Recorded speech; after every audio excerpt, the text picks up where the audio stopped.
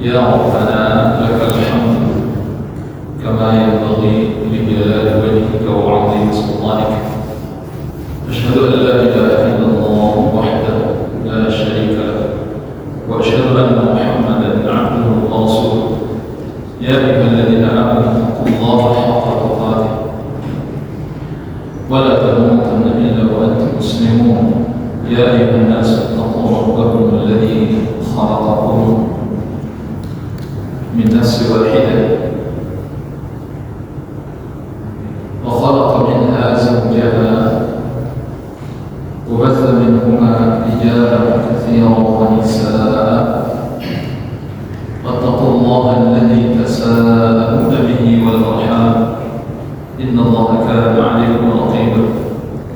يا أيها الذين آمنوا اتقوا الله وقولوا قولا سديدا يصلح لكم أعمالكم ويغفر لكم ذنوبكم، ومن يطع الله ورسوله فقد فاز فوزا عظيما. أما بعد، الحمد لله نشكر الله على نعمه. Kita bersyukur kepada Allah Subhanahu wa taala atas nikmat-nikmat yang Allah berikan kepada kita, terutama sekali nikmat yang Allah masukkan ke dalam hati kita, dalam jiwa kita, berupa nikmat Islam, nikmat iman, taufik dan hidayah. Dengan nikmat ini kita selalu melakukan kebaikan dan insya Allah selalu berada dalam kebaikan, dan kita dijauhkan oleh Allah Subhanahu wa taala dari hal yang dimurkai olehnya, perbuatan-perbuatan haram, perbuatan-perbuatan yang mendatangkan kemurkaan Allah Subhanahu wa taala. Alhamdulillah alladzi bi ni'matihi tatimmu shalihat. Segala puji bagi Allah Subhanahu wa taala yang dengan nikmatnya sempurnalah segala kebaikan yang diberikan oleh Allah pada diri kita. Salam dan salam kepada kita Muhammad sallallahu alaihi wasallam. Semoga senantiasa tercurah untuk beliau, keluarga beliau, serta para sahabat radhiyallahu anhum ajma'in. Kaum muslimin, apa yang dirahmati Allah Subhanahu wa taala. Pada kesempatan ini kita akan melanjutkan pembahasan kita masih seputar penjelasan dua kalimat syahadat di dalam beribadah kepada Allah, atau syirik di dalam beribadah kepada Allah Subhanahu wa taala. Bapak Ibu kepada Allah Subhanahu wa taala. Jadi sudah tidak asing lagi. Di antaranya di dalam penjelasan lebih lanjut insyaallah kita akan bahas bentuk-bentuk kesyirikan itu, seperti syirik di dalam berdoa. Kita berdoa kepada Allah, tapi juga berdoa kepada selain Allah. Ya, kemudian syirik di dalam memohon syafaat, syirik di dalam bertawakal, syirik di dalam beristighatsah, syirik di dalam bernazar, syirik di dalam menyembelih. Saya tidak perlu sebutkan tidak perlu saya jelaskan kepada Ibu. Artinya semua yang kita sebutkan tadi itu adalah hak Allah Subhanahu wa taala, tidak boleh kita bagi kepada yang lain. Kalau kita menyembelih, Allah menyembelih, sembelihan yang kita lakukan itu wajib kita lakukan karena Allah, untuk Allah. Semua penyembelihan apapun bentuknya, mau itu sembelihan biasa, apalagi sembelihan yang kaitannya dengan kurban, atau sembelihan nazar, sembelihan akikah, ya, atau sembelihan yang lain. Semua bentuk sembelihan tidak boleh kita peruntukkan kepada selain Allah, karena sembelihan itu harusnya kita niatkan karena Allah dan semata-mata karena Allah. Bapak Ibu dirahmati Allah Subhanahu wa taala. Termasuk nazar, tidak boleh bernazar kepada selain Allah. Nazar itu hanya untuk Allah. Tidak boleh nazar kepada selain Allah. Tidak boleh beristighatsah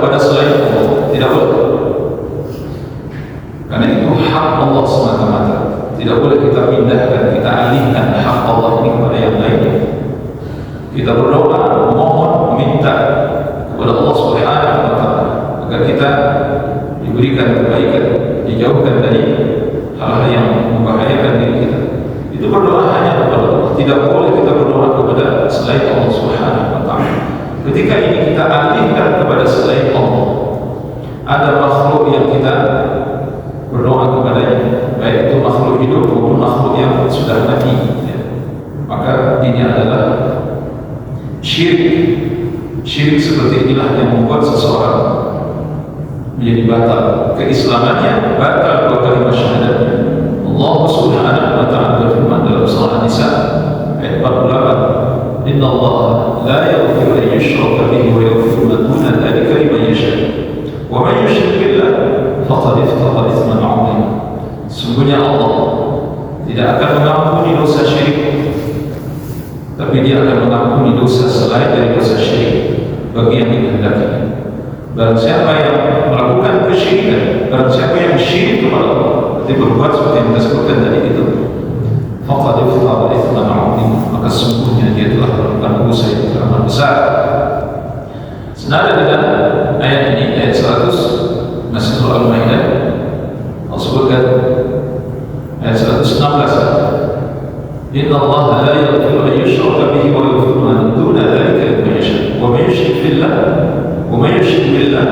faqad dhalla dhalalan ba'ida." Kata Allah Subhanahu wa ta'ala, sesungguhnya Allah tidak akan mengampuni dosa syirik dan akan mengampuni dosa selainnya. Siapa yang melakukan kesyirikan kepada Allah, maka sungguh dia telah sesat dengan kesesatan yang amat jauh. Sulit sekali untuk kembali. Orang kalau sudah syirik, tersesat dari jalan Allah yang sangat jauh, akan sulit untuk kembali.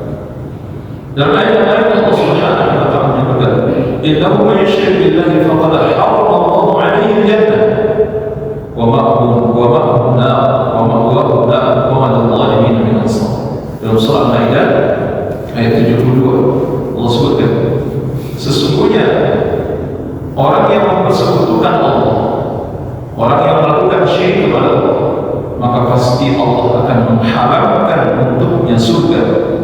Allah haramkan surga baginya dan tempatnya adalah neraka. Tidaklah ada bagi orang-orang zalim itu seorang penolong.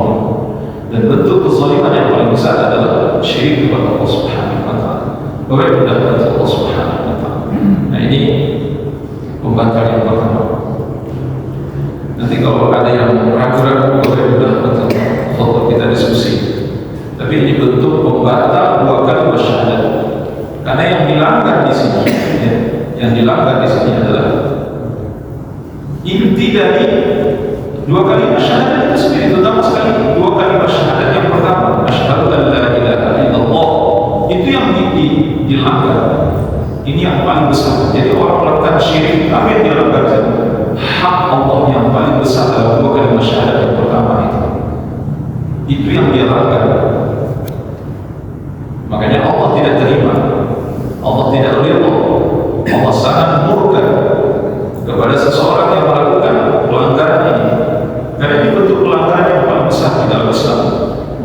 Jadi, kalau masih hak-hak Allah yang lainnya, hak-hak Allah yang lain, seperti larangan-larangan yang tidak sampai pada tingkatan larangan seperti syirik, katakanlah seperti seseorang tidak sholat misalnya, bagaimana nanti Allah Subhanahu wa ta'ala, itu masih di bawah syirik. Kita tidak mengatakan dosa meninggalkan sholat itu kecil, bahkan dosa meninggalkan sholat itu disebutkan oleh para ulama itu dosa yang sangat besar, termasuk induk dosa besar, lebih besar dari membunuh, sebagaimana disebutkan oleh para imam seperti Imam Al-Dhahabi, Ibnu Qayyim dan yang lain. Dosa meninggalkan sholat itu lebih besar dari membunuh, lebih besar dari berzina, lebih besar dari mencuri, dan itu besar sekali dosa. Tetapi kalau dibandingkan dengan syirik, dosa meninggalkan sholat itu masih di bawah, gitu. Dan apakah seseorang menjadi kafir atau dia tetap dalam keadaan muslim ketika seorang meninggalkan sholat, itu masih ada khilaf di kalangan para ulama. Tapi kalau seseorang syirik itu tidak ada khilaf. Kalau seseorang syirik itu tidak ada khilaf, tidak ada khilafiyah. Seluruh ulama sepakat mengatakan keluar dari Islam, batal kalimat syahadat, batal Islam. Nanti kan kita bahas panjang lebar terkait dengan syirik. Nanti kan ada syirik akbar, ada syirik besar, ada syirik besar, ada syirik kecil, dan pembagian-pembagian yang akan kita jelaskan. Tapi ini kan secara umum saja. Pokoknya syirik yang dimaksud di sini adalah syirik akbar, syirik besar. Kalau syirik kecil nanti tidak akan membatalkan keislaman kita. Kalau syirik kecil, bagaimana nanti Allah itu tidak membatalkan keislaman kita. Apa contoh? Man halafa bi ghairi Allahi faqad kafar atau asyrak. Kata Nabi sallallahu alaihi wasallam, siapa yang bersumpah dengan menggunakan nama selain nama Allah Subhanahu wa taala, maka sungguh dia telah kafir dan telah melakukan kesyirikan kepada Nabi. Para ulama ketika mensyarah hadis ini, itu maksudnya adalah kufur duna kufur, syirkun duna syirk. Maksudnya apa? Bukan kafir yang membuat keluar dari Islam, maksudnya itu kafir kecil. Kufur duna kufur itu maksudnya kafirnya itu kafir kecil, syiriknya itu syirik kecil, bukan syirik besar. Syirik kecil. Jadi misalnya apa yang dia katakan? Demi Ka'bah, itu syirik, nggak boleh.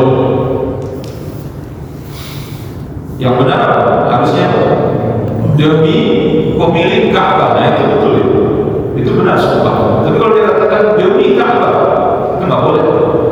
Demi Masjidil Haram nggak boleh. Ini sumpah yang mengandung kesyirikan. Tapi syiriknya tidak membuat keluar dari Islam, syirik kecil. Ini yang maksud. Tapi yang kita bahas di sini kan, ini maksudnya syirik besar. Syiriknya bukan syirik kecil, ini syirik besar. Demi Muhammad, demi Nabi Muhammad, itu syirik yang salah. Makanya bersumpah semata-mata hanya untuk Allah, demi Allah dan demi Nabi Muhammad, itu syirik. Hati-hati. Tidak boleh kita bersumpah menggunakan selain nama Allah Subhanahu wa taala. Ini penting sekali. Apalagi demi kuburan si fulan, itu lebih parah lagi. Lebih parah lagi. Dua yang berdah Allah Subhanahu wa taala. Jadi yang kita maksud dari sini adalah ini syirkul akbar, syirik besar. Dua yang berdah Allah Subhanahu wa taala. Oleh karena itu berhati-hatilah kita dengan perbuatan yang mengarah kepada kesyirikan ini, terutama sekali yang harus kita pahami ini adalah ada hak-hak khusus bagi Allah Subhanahu wa taala itu tidak bisa dibagi dengan siapapun. Tidak boleh dibagi. Kalau kita bagi hak Allah dengan yang lain, maka terjadilah kesyirikan tersebut. Kemudian yang kedua, man ja'ala bainahu wa bain Allahi wasa'ita yad'uhum wa yas'aluhum asy-syafa'ah wa yatawakkalu 'alaihim fa innahu yakfur ijma'an. Yang kedua, kata Syekh Shalih Fauzan rahimahullah taala, ini mengutip dari apa yang disebutkan dalam kitab Nawaqidul Islam oleh Syekh Muhammad bin Abdul Wahhab At-Tamimi rahimahullah taala. Yang kedua, seseorang yang menjadikan antara dirinya atau membuat perantara antara dirinya dengan Allah Subhanahu wa taala. Jadi seseorang menjadikan sesuatu menjadi perantara antara dirinya dengan Allah Subhanahu wa taala. Tidak cukup hanya menjadikan perantara saja. Yad'uhum wa yas'aluhum asy-syafa'ah, tapi mereka berdoa kepadanya dan memohon syafaat kepadanya. Wa yatawakkalu 'alaihi, maka mereka bertawakal kepadanya. Nah, Bapak kita kata Allah. Sebenarnya kalau dibandingkan dengan yang pertama tadi itu hampir sama sebenarnya, tapi ini secara khusus ya, mereka ini dijadikan sebagai sesembahan selain dari Allah Subhanahu wa taala. Mereka berdoa kepadanya, meminta syafaat kepadanya, kemudian bertawakal kepadanya. Bagaimana Allah Subhanahu wa taala? Ada ayat Allah Subhanahu wa taala yang dikutip oleh para pensyarahnya, para ulama yang mensyarah ini. Di antaranya adalah Syekh Shalih Fauzan hafizahullah taala. Ini terdapat dalam surah Al-Isra ayat 56 dan 57. Qul id'u alladziina za'amtum min dunihi fala yamlikuna kashfa ad-darri 'ankum wa la tahwila. Ulaika alladziina yad'uuna yabtaghuna ila rabbihim al-wasiilata ayyuhum aqrab wa yarjuuna rahmatahu wa yakhafuna 'adzabahu inna 'adab rabbika kana mahdhura. Katakanlah, panggillah mereka yang kamu anggap sekutu selain dari Allah. Jadi Allah Subhanahu wa Ta'ala nantangin orang-orang yang menjadikan sesuatu menjadi tandingan bagi Allah Subhanahu wa Ta'ala. Tantangin, coba panggil, mana sekutu yang kalian sebagai tandingan bagi diriku, kata Allah. Maka kata Allah Subhanahu wa Ta'ala, maka tidaklah mereka memiliki kekuasaan untuk menghilangkan bahaya dari diri kalian dan tidak pula memindahkan bahaya tersebut. Jadi kata Allah Subhanahu wa Ta'ala, itu Tuhan yang kalian sembah, wasail, ya, perantara-perantara yang kalian sembah itu, yang kalian yakini bisa mendatangkan manfaat, bisa menjauhkan kalian dari Allah, yang bisa mengabulkan doa kalian, bisa memberikan syafaat kepada kalian itu. Kata Allah Subhanahu wa Ta'ala, mereka sama sekali tidak bisa menghilangkan bahaya. Mereka tidak memiliki kekuasaan untuk menghilangkan bahaya dari diri kalian, dan bahkan tidak bisa memindahkan, jangankan menghilangkan, memindahkan bahaya saja tidak bisa. Artinya dipindahkan sesaat atau dipindahkan ke tempat yang tidak jauh dari bahaya itu diturunkan oleh Allah Subhanahu wa Ta'ala. Kemudian kata Allah Subhanahu wa Ta'ala, yang mereka seru itu mencari sendiri jalan yang lebih dekat menuju Rabbnya, dan mereka mengharap rahmat serta takut akan azabnya. Sesungguhnya azab Allah adalah sesuatu yang harus ditakuti. Jadi Imam Ibnu Katsir rahimahullah taala dan imam tafsir dan menjelaskan ini, ayat ini diturunkan oleh Allah terkait dengan orang-orang terdahulu yang menjadikan para malaikat, yang menjadikan para nabi seperti Nabi Uzair, seperti seperti Nabi Isa dan yang lainnya. Mereka jadikan apa ini? Mereka jadikan sebagai Tuhan. Jadi mereka tetap menuhankan Allah Subhanahu wa Ta'ala, tapi Tuhan yang mereka yakini dari bangsa, dari bangsa malaikat, dari malaikat, dari para nabi, dari manusia, kemudian dari kalangan jin, itu disebutkan. Imam Ibnu Katsir menjelaskan tentang ini. Nah, mereka ini diyakini oleh orang-orang yang menyembahnya, baik itu orang-orang Yahudi dari kalangan Bani Israil, orang-orang Nasrani, dan orang-orang musyrik yang dulu itu didakwah oleh Nabi Sallallahu Alaihi Wasallam. Mereka meyakini malaikat,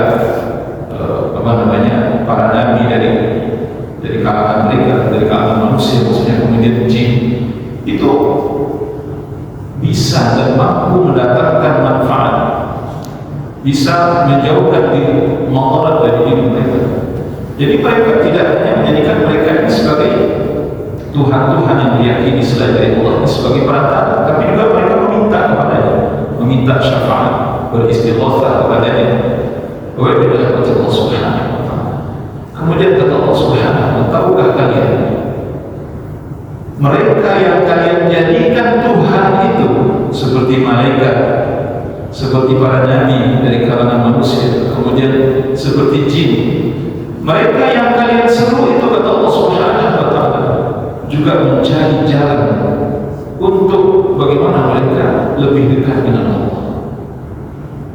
Jadi para malaikat berlepas diri dari kalian, seakan Allah mengatakan, dan para nabi itu berlepas diri dari kalian. Jin-jin yang kalian sembah itu tidak juga disebutkan oleh Imam Ibnu Katsir. Jin-jin yang tadinya mereka yakini bisa mendapatkan manfaat dan menolak mudarat dari diri mereka, ini jin-jin awalnya kafir. Ketika mereka menjadikan jin-jin sebagai perantara, ya, sebagai wasail, ya, sebagai perantara antara diri mereka dengan Allah, bahkan mereka meyakini jin-jin ini bisa mendatangkan manfaat dan mudarat, sebagaimana Allah Subhanahu wa Ta'ala bisa mendatangkan manfaat dan mudarat. Kemudian kata Imam Ibnu Katsir dalam ayat itu disebutkan, jin yang mereka jadikan wasail ini, atau mereka sembah ini, ternyata masuk Islam. Jadi jin ini masuk Islam. Tetapi orang yang menyembah jin ini tidak tahu kalau jin ini sudah sudah masuk Islam, jadi mereka tetap menyembah jin ini. Maka inilah yang dimaksud oleh Allah Subhanahu wa Ta'ala. Artinya malaikat, para nabi, jin yang sudah masuk Islam, mereka ini berlepas diri dari kalian. Mereka tidak mau melayani kalian, mereka tidak mau disembah oleh kalian. Kenapa? Karena mereka menyadari bahwa mereka adalah lemah, mereka adalah hamba, mereka makhluk. Justru mereka mencari jalan bagaimana supaya mereka lebih dekat dengan Allah Subhanahu wa Ta'ala. Ya, artinya jelek orang yang menjadikan Tuhan justru tidak mengakui orang yang menyembah ini sebagai hambanya. Karena dia menyadari bahwa dirinya sendiri juga makhluk. Malaikat menyadari bahwa mereka adalah makhluk. Para nabi menyadari bahwa diri mereka adalah makhluk. Para jin menyadari diri mereka juga adalah makhluk. Bagaimana mungkin mereka bisa berubah menjadi Tuhan? Subhanallah. Wa'alaikumsalam.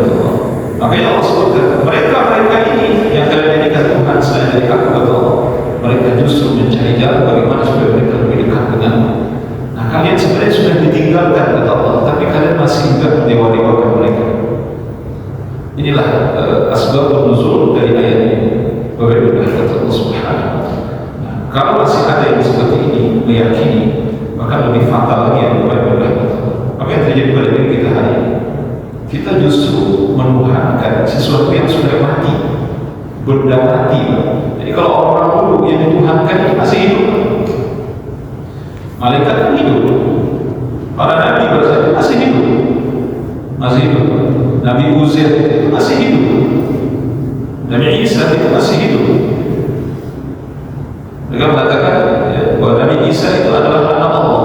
Subhanallah ya'ama yasifun. Maha suci Allah dari apa yang mereka sifatkan kepada Allah. Allah tak pernah memiliki anak, lam yalid wa lam yulad. Namun demikian tetap itu keyakinan bagi mereka, sehingga mereka katakan bahwa kalau anak Allah berarti Isa juga Allah. Maka Allah sebutkan dalam surah Al-Maidah, laqad kafara alladziina qalu inna Allaha huwal masiih ibnu Maryam. Sungguh kafirlah orang yang mengatakan bahwa Allah itu adalah Isa, putranya Maryam. Karena mereka meyakini bahwa putra Maryam ini adalah anak Allah. Kalau anak Allah berarti Nabi Isa juga Allah, kan itu maksudnya. Nabi Isa adalah Allah. Oh ya, Allah Subhanahu wa Ta'ala. Jadi, tapi kemudian ini turun-temurun diikuti oleh generasi datang sesudahnya. Nabi Uzair. Uzair itu Nabi loh. Uzair itu Nabi. Itu Nabi dari kalangan Bani Israil. Ya. Nabi Uzair itu Nabi. Kemudian Isa itu Nabi dari kalangan Bani Israil juga. Tapi nanti beda mereka Yahudi dan Nasrani. Nah, kemudian mereka juga menuhankan jin. Ya, jin. Artinya apa? Ini dari kalangan makhluk hidup. Tetapi kemudian seiring berjalan waktu, Nabi Isa, Nabi Uzair, ya, itu diwafatkan oleh Allah Subhanahu wa Ta'ala. Tapi generasi-generasi yang datang belakangan mengikuti keyakinan generasi terdahulu, meyakini bahwa Uzair, Isa adalah Allah. Ya. Uzair dan Isa itu adalah Tuhan yang harus disembah oleh mereka. Na'udzubillah min dzalik. Nah, oleh karena itu, bagaimana Allah Subhanahu wa Ta'ala, kita berlindung kepada Allah. Jadi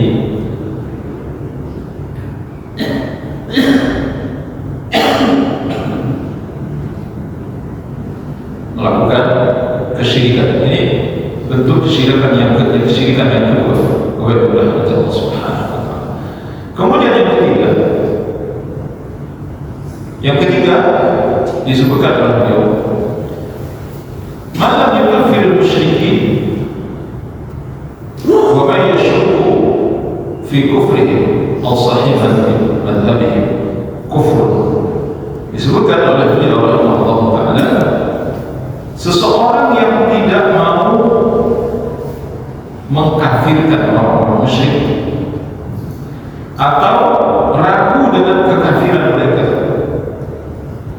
atau membenarkan mazhabnya mereka, maka berdasarkan kesepakatan para ulama mereka jatuh kepada kafir, keluar dari Islam.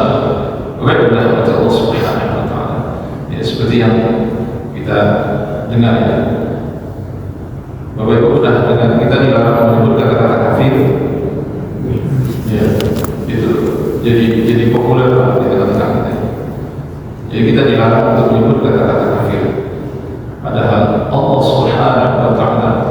yang menyebut kata-kata kafir itu di dalam Al-Quran. Sebagian saya bacakan tadi surah Al-Maidah ayat 17. Laqad kafara alladziina qalu innallaha huwal masiihul ibnu Maryam. Sungguh telah kafirlah orang yang mengucapkan atau orang yang meyakini bahwa Allah itu adalah Isa putra Maryam. Subhanallah, Maha Suci Allah. Kemudian di ayat yang ke-73 kalau saya tidak salah, laqad kafara alladziina qalu innallaha thalithu thalatha. Sesungguhnya kata Allah, telah kafirlah orang yang mengatakan bahwa Allah itu satu dari tiga. Ini ayat Allah. Saya baca surah Al-Maidah ayat 73. Rasulullah, sungguh telah kafirlah orang yang mengatakan Allah itu adalah satu dari tiga. Maksudnya ada Tuhan, ada tiga Tuhan itu. Ini Allah menjelaskan tentang keyakinan apa? Keyakinan Trinitas. Allah Subhanahu wa Ta'ala. Jadi kita bicara di tengah-tengah kita kaum muslimin, ini ayat. Ini ayat. Jadi ini wajib kita yakini. Nah, kemudian ayat yang paling populer di tengah-tengah kita, qul ya ayyuhal kafirun. Ini kata-kata kafir loh. Sekali lagi saya kata-kata qul ya ayyuhal kafirun la a'budu ma ta'budun wa la antum 'abiduna ma a'budu wa la ana 'abidu ma 'abadtu wa la antum 'abiduna ma a'budu dinukum waliyadin. Katakanlah, hai orang-orang kafir, aku tidak akan menyembah apa yang kamu sembah, dan kamu tidak akan menyembah apa yang aku sembah. Aku tidak akan menyembah apa yang kamu sembah, kamu tidak akan menyembah apa yang aku sembah. Lakum dinukum waliyadin. Bapak perhatikan di sini jelas sekali kata-kata kafir. Jadi saya mendengar begini Pak, katanya begini, kenapa kita dilarang mengucapkan kata-kata kafir? Karena kata pendapat ini, coba perhatikan, ini lucu gitu, lucu. Karena menurut pendapat ini, orang kafir itu orang yang tidak beragama, katanya, seperti orang ateis, komunis itu kafir. Tapi kalau orang yang beragama, itu artinya dia memiliki Tuhan, tidak berhak kita katakan kafir. Sekarang kita tanya, Pak, kamu dapat definisi itu dari mana? Kamu belajarnya di mana? Nah, kalau seperti itu, ini bisa batal semua ayat Pak yang menjelaskan kata-kata kafir. Sudah di surah Al-Kafir tadi itu mengatakan bahwa hai orang-orang kafir, kami tidak akan menyembah apa yang kamu sembah. Berarti kan memang ada yang disembah oleh mereka, tapi kan yang disembah selain dari Allah katakan kafir. Makanya kita balik tanya, kamu dapat definisi itu siapa yang ngajarin itu? Siapa ulama yang ngajarin? Di dalam definisi Islam, semua manusia menyembah selain Allah Subhanahu wa Ta'ala kafir. Itu bahasa Allah, bahasa hadis Nabi sallallahu alaihi wasallam. Pokoknya siapapun yang menyembah siapapun yang menyembah selain Allah, itu bahasanya kafir. Dan kalimat ini kita ucapkan bukan karena kita benci, bukan. Definisinya begitu Allah sebutnya. Bukan kita ingin menghasut orang, tidak. Kita hanya menyebutkan apa yang Allah sebutkan dalam Al-Quran. Tapi kan ditarik-tarik kemana-mana seakan-akan kita membenci kelompok tertentu. Ya tidak, kita tak membenci siapa-siapa. Baik, Allah Subhanahu wa Ta'ala. Allah Ma'ala bisawab. Banyak sekali ayat dalam Al-Quran yang menjelaskan tentang bahwa siapa yang menyembah selain dari Allah itu kafir. Walaupun dia beragama. Allah Ma'ala bisawab. Ya, ini yang menjelaskan teman-teman belum dapat manfaat. Setelah azan nanti kita jauh sedikit dulu.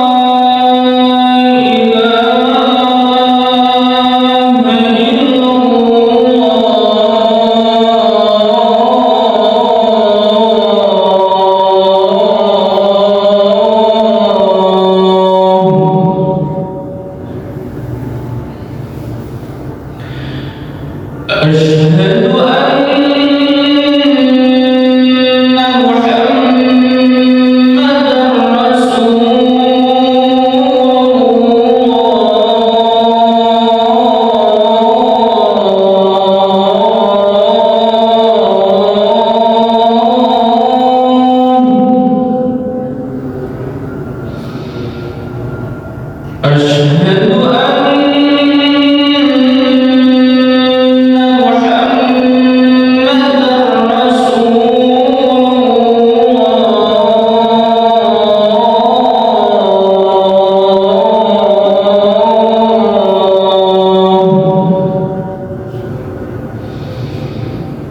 حي على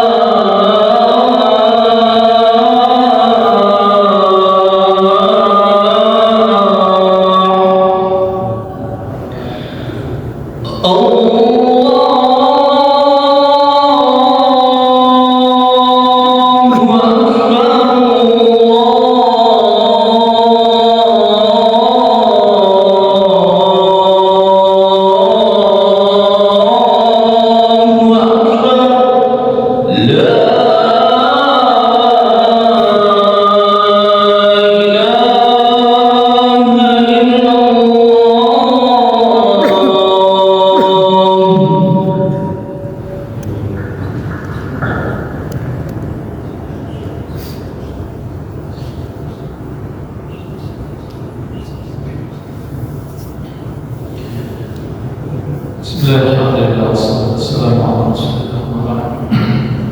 Ya, saya silakan kalau ada Bapak Ibu kita diskusikan terkait. Silakan. Ya, silakan. Waalaikumsalam. Kalau dari pertanyaan mulai saya cakap ini Ustaz, ini seorang menjadikan perantara antara dirinya dengan Allah Subhanahu wa Ta'ala. Itu apakah termasuk orang-orang yang suka tabaruk ke kuburan-kuburan makam wali, makam orang soleh ya? Itu apakah termasuk perbuatan syirik dosa? Iya. Sebenarnya jadi pekan yang lalu sempat kita singgung. Ini termasuk. Itu yang saya katakan keadaan orang sekarang itu lebih buruk dibandingkan orang-orang. Kalau dulu masih makhluk hidup yang dijadikan sebagai rata dan yakin bisa memberikan manfaat dan mudarat. Sekarang itu tidak terlalu ya. Benda mati, orang yang sudah mati atau sesuatu yang sudah pasti tidak bisa mendatangkan manfaat dan mudarat. Nah, salah satu di antara yang meyakini adanya kuburan keramat ya. Kalau kita menyebutnya kuburan keramat, diyakini kuburan keramat ini bisa mendatangkan keberkahan, mendatangkan kebaikan, menolak Allah dari dirinya subhanahu wa ta'ala. Jadi itu tidak hanya sekedar dijadikan wasilah kalau kita perhatikan dalam apa yang terjadi hari ini, tapi betul-betul mereka meminta syafaat, betul-betul menjadikan kuburan ini sebagai tempat mengadu, seperti mereka mengadu kepada Allah Subhanahu wa Ta'ala. Alhamdulillah. Oleh karena itu, saya ulang sedikit contoh yang saya katakan kepada kita. Seseorang yang keliling ke kuburan kerabat yang satu, wali yang satu, wali yang satu, wali yang satu. Kemudian dia katakan semua keinginannya terpenuhi, tidak ada yang tak terpenuhi. Pokoknya dia kelilingi kuburan wali ya, yang disebut wali songo. Wali songo, seseorang yang saya ceritakan pada pertemuan yang lalu itu, sampai dia mendapatkan kedudukan tinggi di satu instansi, di sebuah instansi BUMN. Gue juga nanti Allah Subhanahu wa Ta'ala. Jadi praktek-praktek seperti ini bagian dari seseorang yang menjadikan perantara-perantara itu, kemudian mereka berdoa kepadanya, meminta syafaat kepadanya, meminta berkah kepadanya, meminta keselamatan kepadanya, meminta kesuksesan kepadanya. Sama itu, nggak ada bedanya. Na'udzubillah. Oleh karena itu, Bapak Ibu dirahmati Allah Subhanahu wa Ta'ala, Rasulullah Sallallahu Alaihi Wasallam mengingatkan kita dengan sabda beliau yang sangat keras. Apa kata beliau menjelang Rasulullah wafatkan oleh Allah Subhanahu wa Ta'ala? Apa yang keluar dari mulut? La'anallahu al-yahuda wal nasara ittakhadhu qubur anbiya'ihim masajid.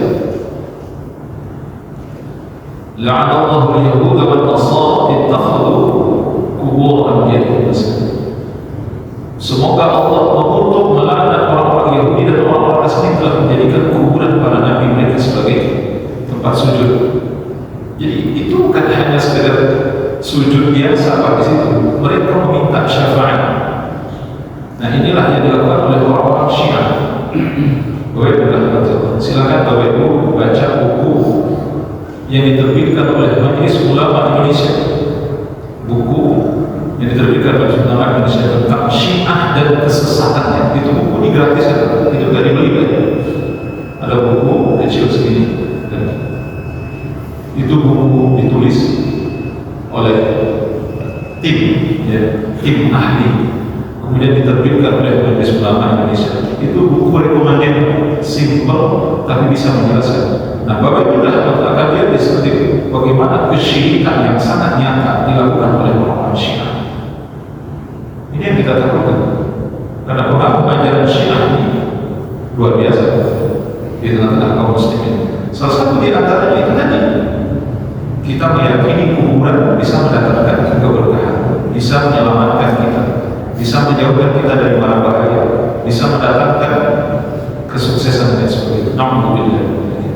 Oleh karena itu, Allah Subhanahu wa Ta'ala, kuburan tak lebih dari sekedar tempat untuk diziarahi, termasuk kuburan Nabi Sallallahu Alaihi Wasallam. Makanya Nabi berlindung, ya Allahumma la taj'al qabri wathanan yu'bad.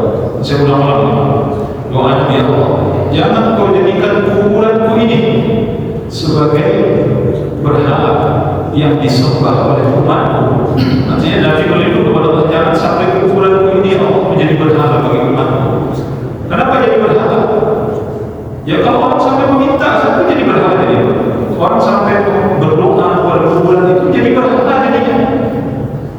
Orang sampai menyembah kuburan itu jadi berhala jadinya. Sampai meyakini kuburan Nabi bisa mendatangkan kebaikan dan menjauhkan Allah, bisa mendatangkan keberkahan. Subhanallah. Betul, kalau kita datang ke kuburan, maksudnya kuburan Nabi itu pasti diberkahi, pasti. Setiap kuburan kita ziarahi, insya Allah kita diberkahi oleh Allah. Tapi meminta keberkahan kuburan itu yang benar. Itu dipahami dulu. Ini bukan melarang kita ziarah kubur juga, gitu maksudnya. Ini kan ada yang a priori gitu, belum apa-apa. Itu Ustaz melarang kita ziarah kubur. Nggak ada yang melarang Bapak Ibu ziarah kubur. Justru kita dianjurkan zurul kubur. Fa'innahu tudzakirul maut, tudzakirul akhirah. Dalam hadis, lakukanlah ziarah kubur, kata Nabi, kan itu akan mengingatkan kalian kepada kematian, akan mengingatkan kalian kepada akhirat.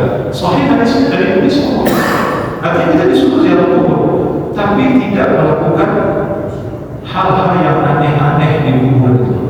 Orang ziarah kubur, ya berdoa kepada Allah, tetap bukan berdoa kepada kuburan. Meminta kepada Allah, bukan meminta kepada kuburan. Allah Ta'ala. InsyaAllah ini pembahasan akan kita lanjutkan. Ini yang tadi itu belum selesai. Ragu dengan kekafiran mereka dan membenarkan ajaran mereka itu belum kita jelaskan. tidak mengakui mereka kafir, ragu dengan kekafiran mereka saja itu sudah benar. Itu saja kita sudah benar. Ragu gitu, jadi kafir atau bukan? Itu kenapa gitu? Bahkan kalau ada pembenaran terhadap ajaran mereka, nah disinilah istilah pluralisme agama itu tidak ada dalam Islam. Yang ada adalah inna dina indallahi al-Islam, sesungguhnya agama satu-satunya di sisi Allah dan diridhoi oleh Allah hanya Islam. Ini keyakinan kita Islam. Gak boleh ada keyakinan bahwa agama lain itu juga diridhoi oleh Allah. Itu membuat kita menjadi tergelincir. Nah inilah pola fikir orang-orang liberal, sebagaimana saya katakan. Ini kerjaan orang-orang munafik untuk menyesatkan keyakinan kita. Orang-orang luar Islam tidak pernah meyakini agama Islam itu satu kebenaran. Tapi kenapa kita kok jadi aneh meyakini kebenaran agama? Insya Allah nanti akan kita lanjutkan penjelasan tentang hal ini. Ya, kalau waktunya singkat seperti ini, saya khawatir itu Bapak Ibu salah paham. Itu yang saya khawatir karena waktu pendek ini. Kalau waktu yang panjang kita bisa menambah diskusi diskusi kalau ada masih keraguan dalam hati Bapak Ibu berarti. Saya khawatirkan kalau waktu pendek ini ada yang salah tangkap, ada yang salah memahami. Nah, itu yang saya khawatir. Ya, kalau ini nanti ya, Bapak silakan WA, silakan ke HP saya kalau saya memahami keraguan. Tapi insya Allah kita tetap akan kita sama. Wassallallahu ala nabiyyina Muhammad wa ala alihi wa sahbihi wasallam. Ya Allah, subhanallah.